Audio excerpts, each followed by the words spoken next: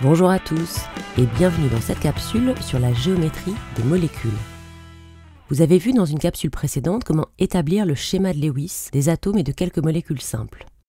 Cependant, ces schémas rendent compte de l'organisation des électrons de valence, mais ne renseignent pas sur la géométrie des molécules. On peut par contre les utiliser pour prévoir cette géométrie. Et voilà comment on fait. Le principe est simple. Les électrons, qu'ils soient liants ou non liants, se repoussent du fait de l'interaction électrostatique. Autour de l'atome central, les doublets se repoussent et s'éloignent au maximum les uns des autres. Voyons ce que ça donne. Imaginons un atome au centre d'une molécule auquel on accrochera un ballon de baudruche qui représente un doublet d'électrons. Le ballon vient se mettre n'importe où autour de l'atome. Et si on en rajoute un deuxième, ils vont s'organiser de façon à être le plus éloignés l'un de l'autre, c'est-à-dire de part et d'autre de l'atome central, et l'ensemble sera linéaire. Si on en rajoute un troisième, l'atome va s'inscrire au centre d'un triangle équilatéral. On voit que les trois ballons et l'atome sont dans un même plan, on dit que cette figure de répulsion est triangulaire plane. Si on rajoute un quatrième ballon, il va venir pousser les trois précédents, et cette fois l'atome se retrouvera au centre d'un tétraèdre. Je vous rappelle qu'un tétraèdre est une pyramide constituée de 4 faces triangulaires. C'est cette figure que vous utiliserez le plus en classe de première. Mais que se passe-t-il si on rajoute encore un ballon? Alors là, ça commence à faire beaucoup, mais on arrive clairement à distinguer une base en forme de triangle et deux ballons qui pointent vers le haut et vers le bas. C'est ce qu'on appelle une bipyramide à base triangulaire. Si on rajoute un dernier doublet, dans ce cas, on aura toujours une bipyramide, mais elle sera cette fois carrée. C'est ce qu'on appelle également un octaèdre. Donc récapitulons les différentes figures de répulsion. Avec deux ballons, on a une géométrie linéaire autour de l'atome central. Avec 3 ballons, la figure de répulsion est triangulaire plane. Avec 4 ballons, l'atome central se trouve au centre d'un tétraèdre. Avec 5 ballons, l'atome se trouve au centre d'une bipyramide à base triangulaire et au centre d'un octaèdre avec 6 ballons. On va voir à présent comment ces figures de répulsion vont nous permettre de prévoir la géométrie des molécules. Prenons l'exemple du dioxyde de carbone. Tout d'abord, il faut connaître son schéma de Lewis.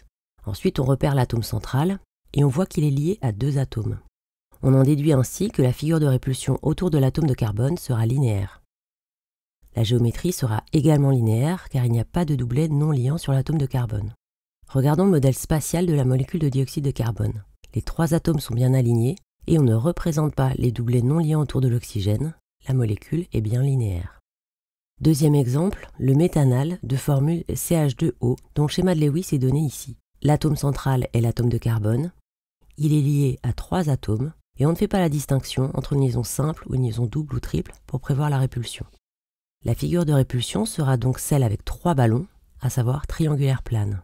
Et il en sera de même pour la géométrie de la molécule. Une liaison, 2 liaisons, 3 liaisons. L'atome est au centre d'un triangle et tous les atomes sont dans un même plan. Passons au cas du méthane de formule CH4. L'atome central est entouré de 4 atomes. La figure de répulsion autour de l'atome central sera donc tétraédrique. Pour ce qui est de la géométrie, c'est pareil. Les 4 atomes d'hydrogène vont pointer vers les sommets du tétraèdre. Et l'atome de carbone sera au centre de ce tétraèdre. Alors là, ça va commencer à devenir un petit peu plus dur avec l'exemple de l'ammoniac. Voici sa structure de Lewis. L'atome d'azote est entouré de 3 atomes et un doublet non liant. Donc la figure de répulsion autour de l'atome central sera celle avec 4 ballons, c'est-à-dire un tétraèdre. Par contre, regardons ce que ça donne dans l'espace.